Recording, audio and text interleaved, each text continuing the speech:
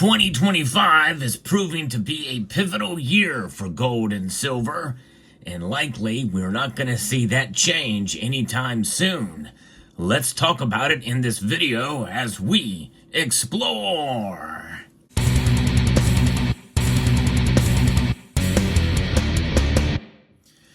Gold and silver prices are on fire this year so far, and actually it has shocked and surprised me to some degree to see them rise up as quickly as they have this year after some pullbacks after what was known as the Trump dump back in 2024.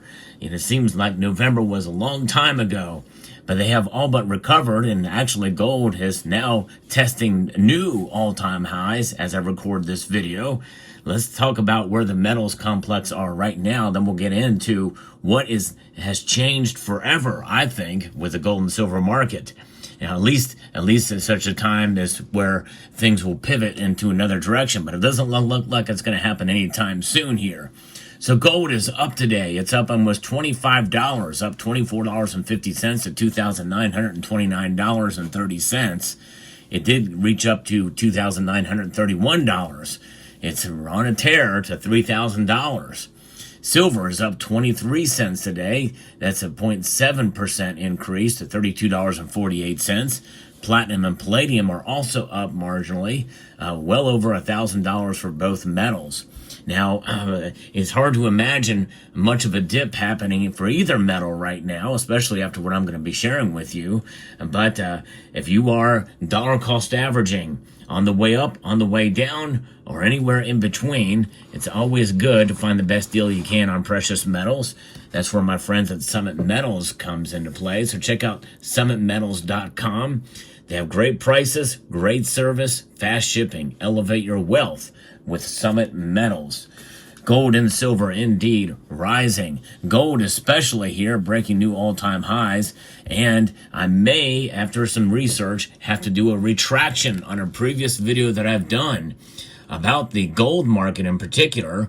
I'm kind of reluctant. I always want to make sure that I have all my ducks in a row before I post anything to you, but more on that probably in a video coming tomorrow, especially with the overall sentiment on what is posted by social media of all sorts, including commentators, analysts, and folks like me on this platform.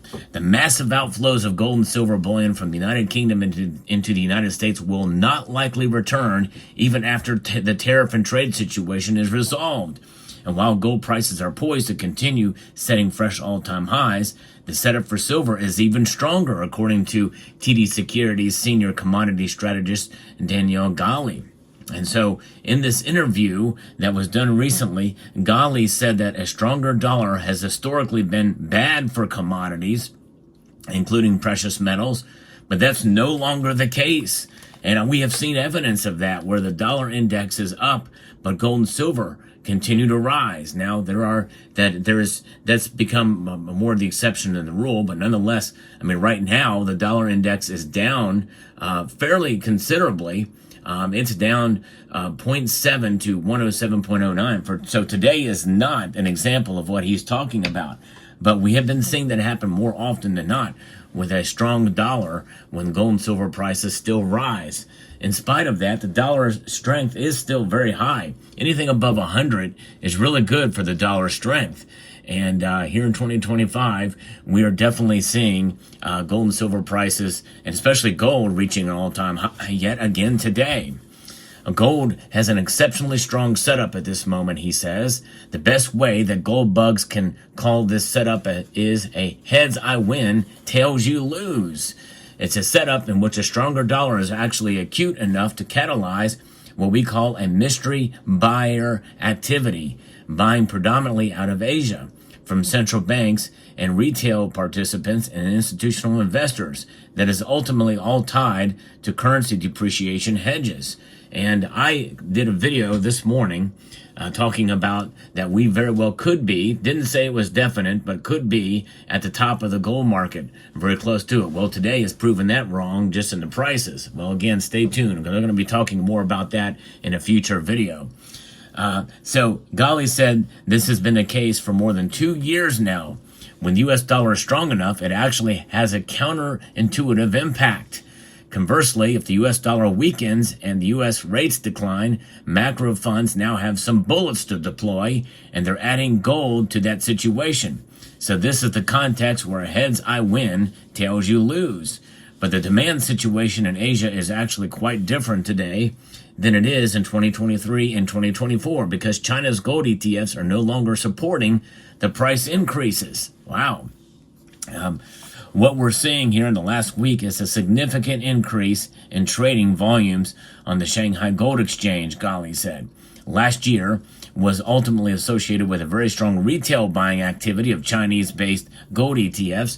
This year, that doesn't seem to be the case. It's not exactly clear what is driving it, but we think that's the ultimate driver is currency depreciation pressure, as collected here by Kitco in this piece here, which is really good by Ernest Hoffman.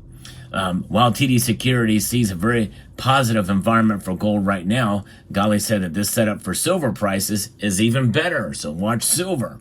We think this setup for silver is exceptionally strong. This is the most compelling case in commodities markets today. This isn't the silver squeeze narrative that you've heard about. This is the silver squeeze that you can buy into, Gali added. What's happening is an artificial catalyst that has forced London inventories to drain at an exceptional rate in favor of U.S.-based inventory starting to rise at an incredible rate. The issue here is unique to silver is that the U.S. just so happens to be a significant end-user destination, that silver just so happens to be in a structural deficit, and that is at least 4 years running consecutively. And that it's not exactly clear as to that the stockpiles of above ground invisible inventories, as you might call them, will come back to market at current prices.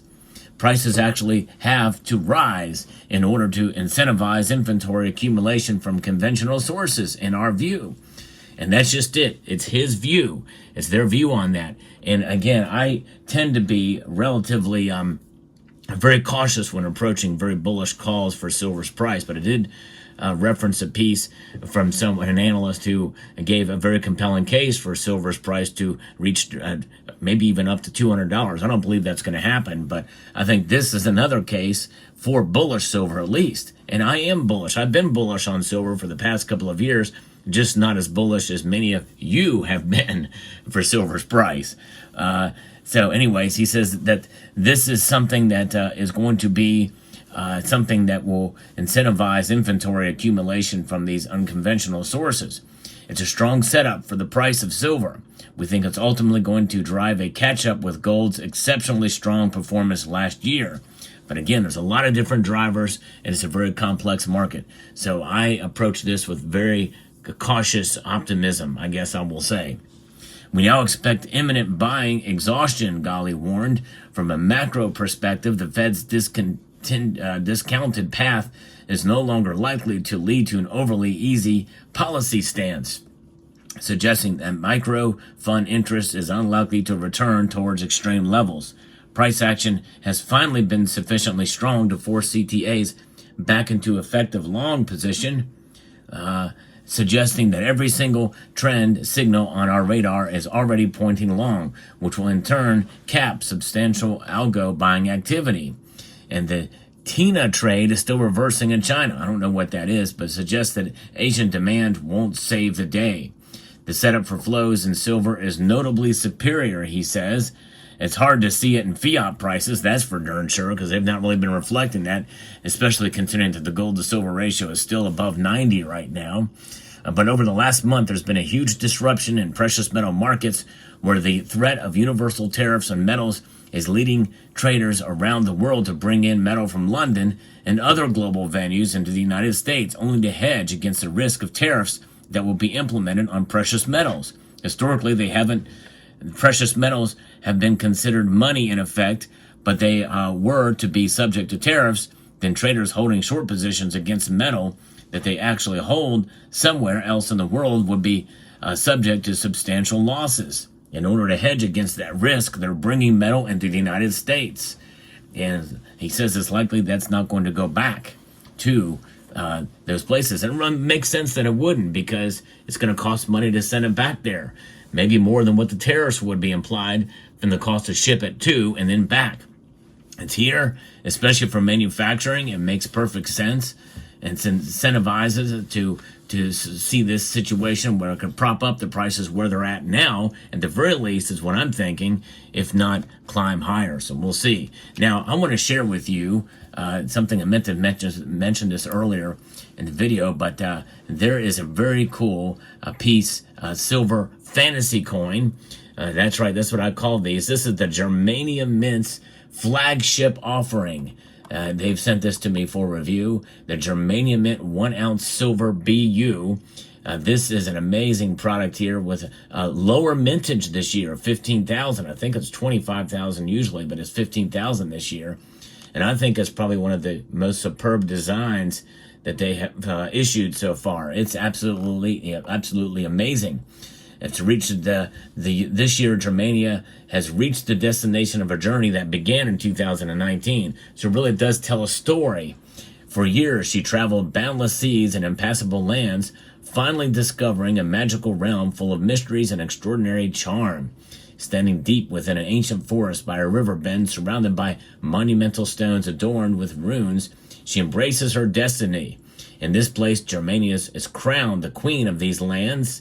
And indeed she is, the Germanic queen, accompanying her two faithful emissaries of Odin, black ravens, guardians, and secrets of pearls and wisdom. But really, this is just the beginning of her new path as you look at her crown there up close in this very detailed view here of the goddess Germania. The obverse of the coin, Germania, is depicted in a manner reminiscent of her first image of the series, though this time her head is adorned with a royal crown, replacing the laurel of victory she wore for years.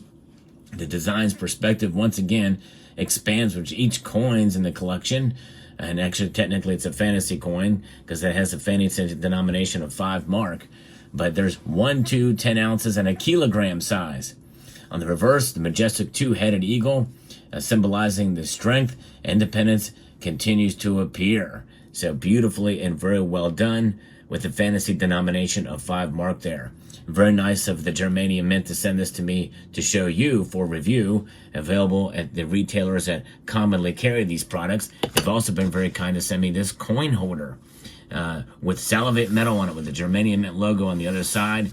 Very well done, very nicely done. Thanks again, Germania Mint. They also sent me another piece here too as well. So let me know what your thoughts are on the market and what's going on with gold and silver, and why I think it's not going to change ever again, because considering where all this shift is now with gold and silver.